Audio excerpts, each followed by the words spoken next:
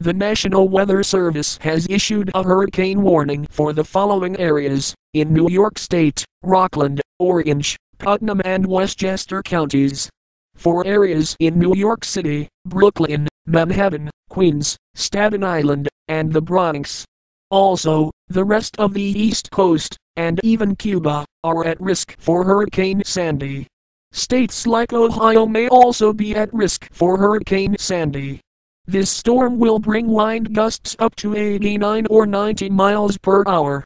This storm is considered very dangerous. Do not go outside during the storm under any circumstances.